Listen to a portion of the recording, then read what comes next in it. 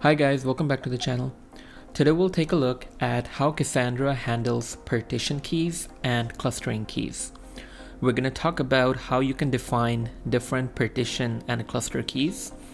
We're also going to talk about how defining these keys will make Cassandra store data to disk differently, and how different combination of partition and clustering keys can help you query your data more efficiently.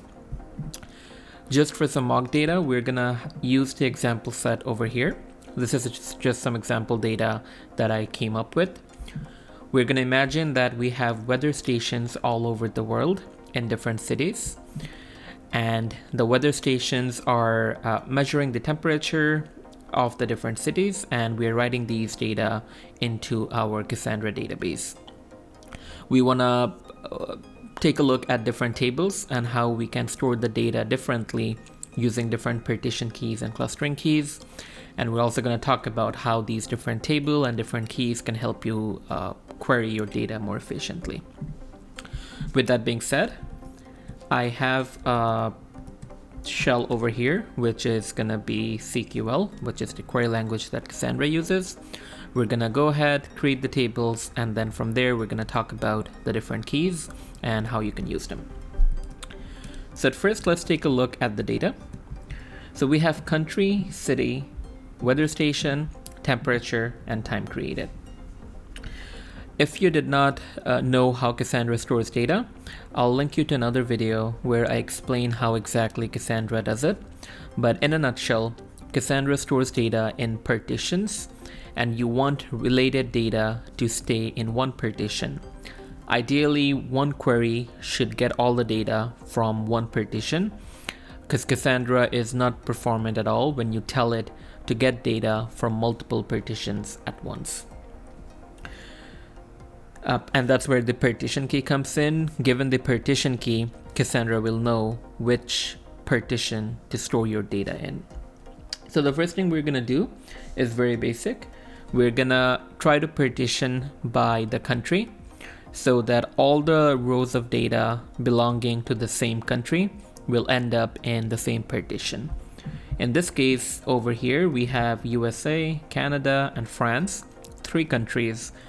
So if you design your table with country as the partition key, you're gonna end up with 3 partitions, each partition having all the records from each of the country. So let's see how you can do that.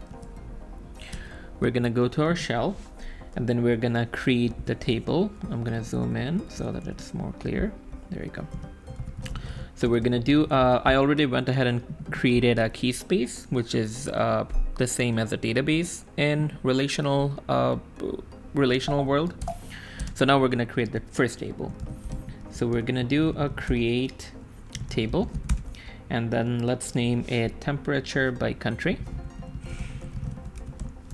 This is our name of the table. And now you want the fields. So we're gonna have, let's take a look. The first thing we're gonna have is the country column. So we have country, which is gonna be text. And then we have city, which is also gonna be text. We have weather station, which is gonna be text. And then we have temperature, which is gonna be, let's go with the float. And then we have time created, which is gonna be a timestamp. And now you define the primary key. The way you define the primary key in Cassandra is just the way you do it in a relational database. Your primary key should be unique per row, so you cannot have more than one row with the same primary key, right? So in our case, we're gonna keep it simple, and our primary key is gonna be the country, the combination of country, city, weather station, and time created. So this is going to be our primary key, because you can see a combination of these fields are going to be unique, so you don't have to worry about trying to write to the same primary key. Alright, so this is where the partition key comes in. By default, okay, let's just go ahead and create the table first, and then we can talk about it. This should be good. Yeah. So we can do a select star from temperature by country. There you go. So over here, you can see different colors for different fields, and we're going to talk about that right now. So if we look at the create statement over here, we have our primary key, which is a combination of country, city, weather station, and time created. What Cassandra does is, to know what's the partition key, it takes the first field of your primary key by default. So in this case, your primary key's first field is country. That means your partition key is going to be country. And over here you can see country is in red, which means it's the primary key. We're going to talk about the other fields in a bit, but hopefully that makes sense how you define a partition key if it's a single field partition key. So in this table, if you have, let's say, 1,000,000 rows of data, each partition will contain all the rows belonging to the same country. So going back to this one, you'll have all the rows with the country USA in one partition, Canada in another partition, France in another partition. So if you needed all the rows from USA, you would just go to that one partition and get all the data. So a design like this is helpful if your main workload is querying for rows by country. All right, so the next thing you might ask is, what if you want a compound partition key?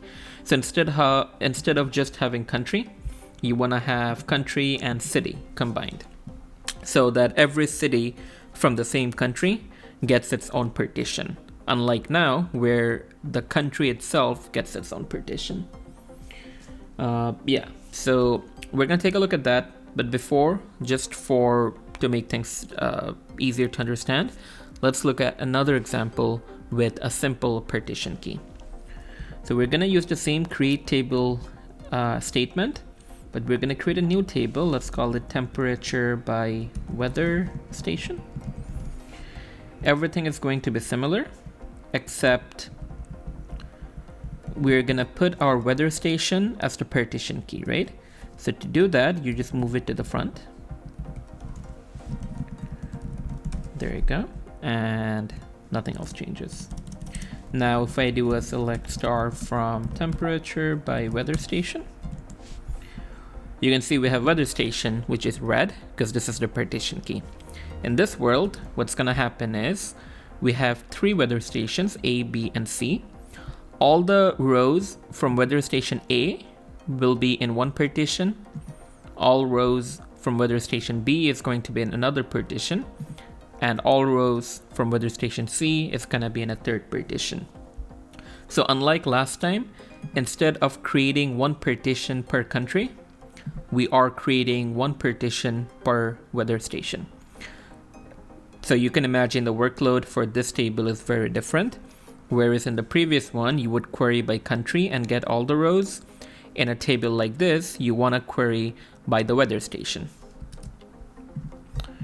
So in this one, you want to do something like select star from temperature by weather station, where something like this, right? Whereas, so this is going to be single quotes. There you go. Yeah, and whereas in the other table, you want to do something like temperature by country, where country equals, let's say, USA. All right, and if you take a look at one thing, the way partition keys work is you cannot query a table where the partition key, so you cannot, let's take a look at an example, right? So if we take the same one here, select star from temperature by country, where country equals USA, instead of that, let's say you want to do it by weather station.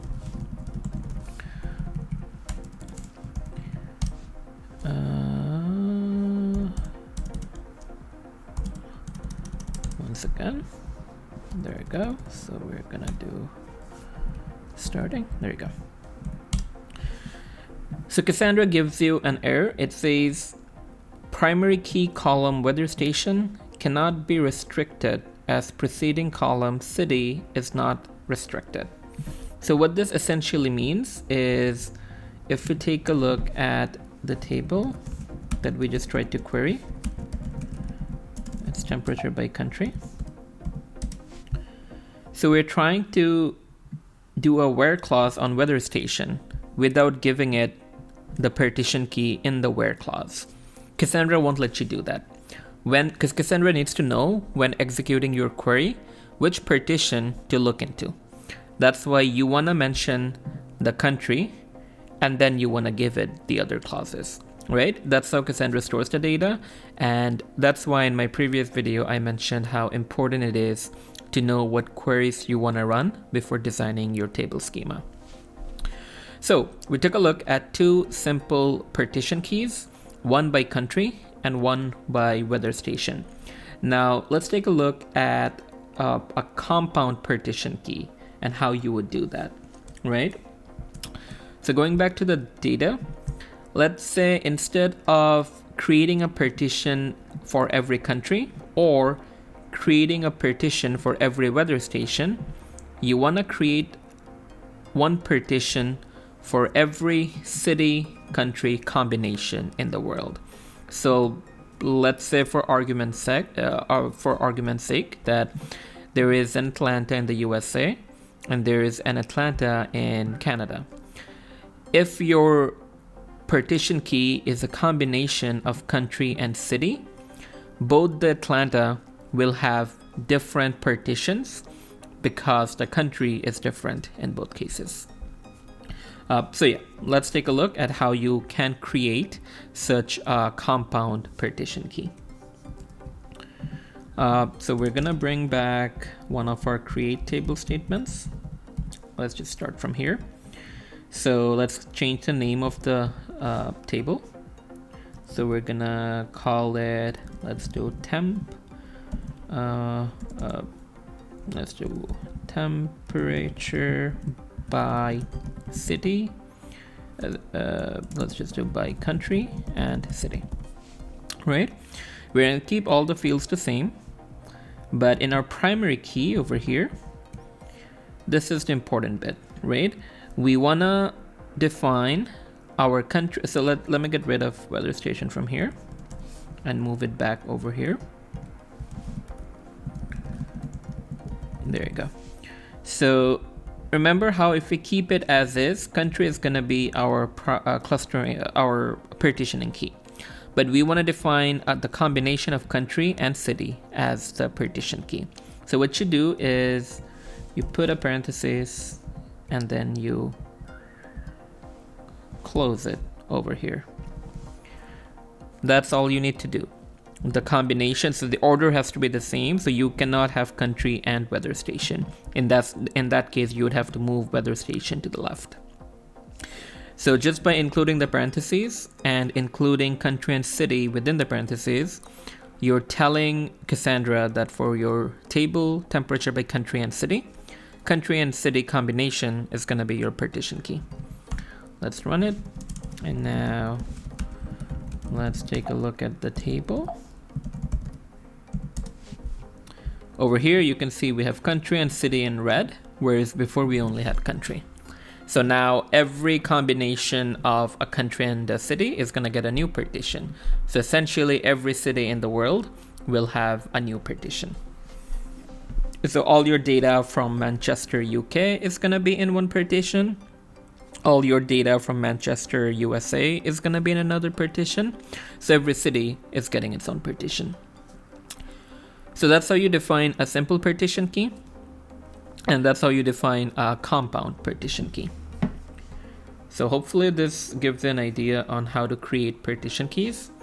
The next one we're going to take a look at is clustering keys. So let's see. We are going to take a look at a new table. Let's just go back to one of the simpler ones. Okay, let's go back to, let's just do temperature by country. So going back over here, temperature by country, primary key is the combination of country, city, weather station, and time created, right? And our partition key in this case is the country field, because this is the first field in our primary key. In your primary key, every field apart from the, okay, let's do it again, right? In your primary key, apart from your partition key, every single field that's defined is going to be your clustering field. In this case, if country is your partition key, city is the first clustering key, weather station is the second clustering key, and time created is the third clustering key. So now the question is, what is clustering key? So let's use a very, very simple example instead of a complex one. So let's do create table and then a simple temperature. And then let's just do country. Let's just do city. And let's just do time created. And then temperature. And our primary key is gonna be, we're gonna keep this simple. So we're gonna give it the country and the city. And the, let's do time created. So we're gonna keep it simple like this so that it makes much more sense. And then our partition key is gonna be country and city. We don't have some parentheses, so let's see where we missed it. I think here. There you go. Now let's do a select on this. All right, so over here you can see our partition key is country and city. Within our primary key, we have country and city and then time created. So time created is our clustering key. What that means is within a given partition, all the data is going to be sorted by the clustering key. So let's say we have over here, right? So let's just copy this and then paste it multiple times, right? Okay. Let's just get some mock data. And then let's just get some time created fields. Right, and then just for simplicity, we're gonna give some random values here. Okay, so in our new table, country and city is the partition key. So all the records from Chicago will end up in the same partition. Now within that partition, time created is our clustering key, which means all the records when Cassandra is storing it in disk, within the same partition, the records are going to be sorted by time created. So if the time created is 1, 2, 3, 4, so ascending order, you'll have in disk, you'll have this one, and then this one, then this one, then this one. That's essentially what clustering key does. Within the partition, clustering key sorts your data by clustering keys. All right, so let's take a look at another example. Let's say we create simple temperature V2. This is going to be a new table. And then we're going to do time created and also temperature as part of the primary key. Now let's do a select on this. Select star from simple temperature V2. Okay. Yes, so now all the fields are a part of the primary key. Combination of country and city is your partition key, and time created and temperature are your clustering keys.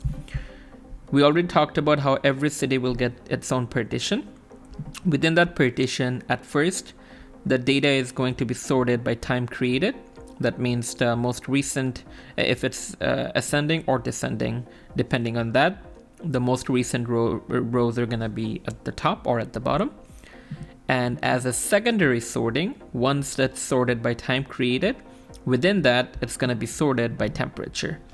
So you can see how the order you put the data in over here matters, because the partition key, of course, it matters. But for the clustering keys, if you have the field at first, that is what the rows are going to be sorted by at first. And then this is going to be a secondary sorting. If you wanted to sort all the rows within the partition by temperature first, all you had to do is, let's call it V3. All you had to do is get rid of temperature from here and then move it over here. And now if we do V3, you can see we have country, city, time created, and temperature. So the order looks the same over here, but given you flipped the orders over here, your clustering key is going to be different. So you're going to sort it by temperature first and then sort it by time created. If you wanted to define if your clustering key should be ascending or descending order, what you could do is, let's look at one of our, let's just look at our create table. And then let's look at simple temperature. Okay.